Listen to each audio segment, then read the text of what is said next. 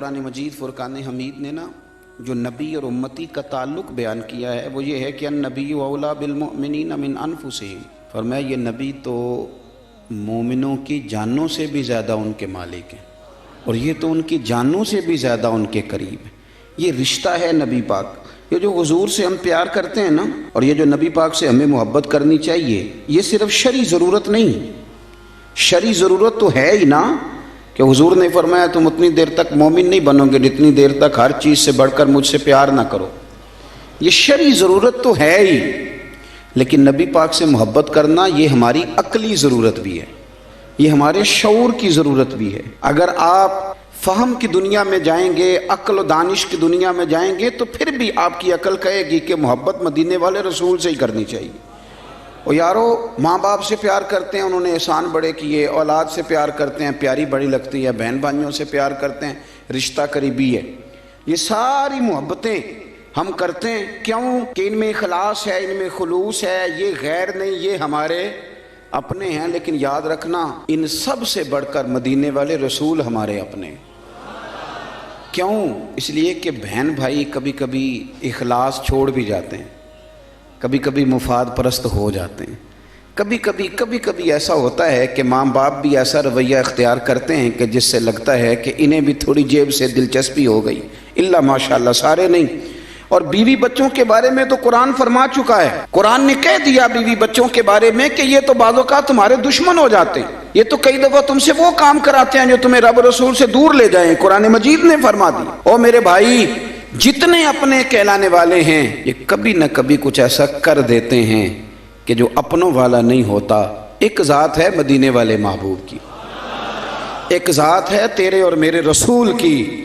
کہ جنہوں نے کرم ہی فرمایا ہے، جنہوں نے فضل ہی فرمایا ہے، جنہوں نے رحمت ہی فرمائی۔ اور نبی پاک صلی اللہ تعالیٰ علیہ وسلم فرمانے لگے میرے غلاموں سنو، میری اور تمہاری مثال تو گویا اس طرح ہے کہ جس طرح کسی آدمی نے آگ جلائی تھی تو پتنگے اس میں گرنے لگے تھے اور وہ ان کو بچاتا تھا، پیچھے ہٹ جاؤ پیچھے ہٹ جاؤ، یہ آگ ہے۔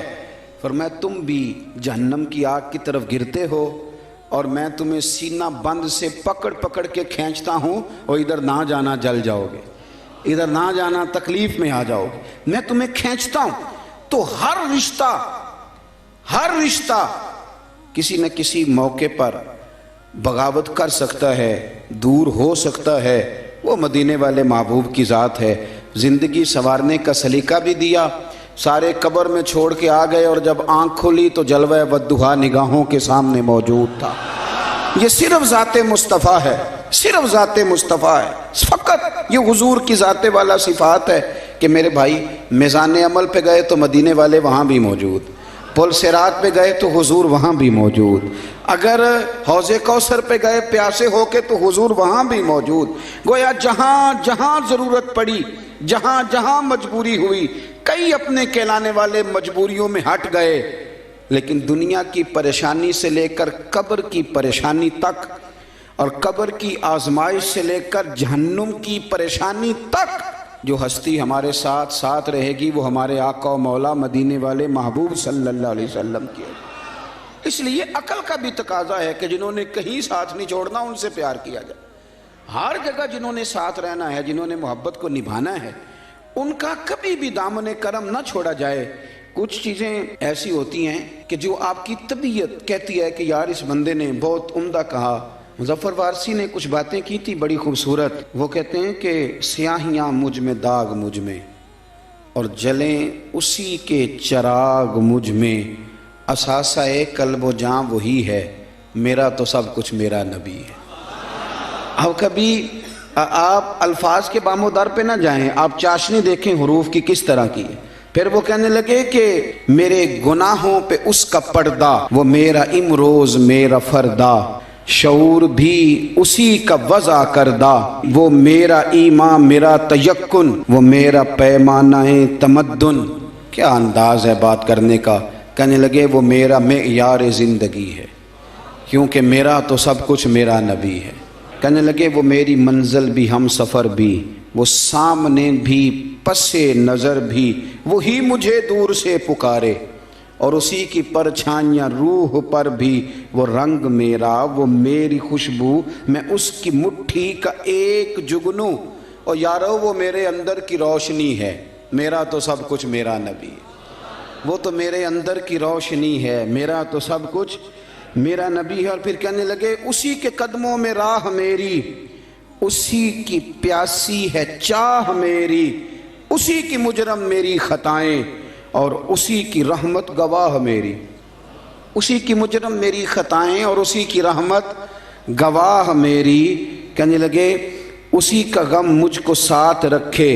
وہی میرے دل پہ ہاتھ رکھے، وہ درد بھی ہے پر سکون بھی ہے، میرا تو سب کچھ میرا نبی ہے۔ ان کے درد میں رونا تو پڑتا ہے پر اسی رونے میں سکون ہے، وہ درد بھی ہے سکون بھی ہے، میرا تو سب کچھ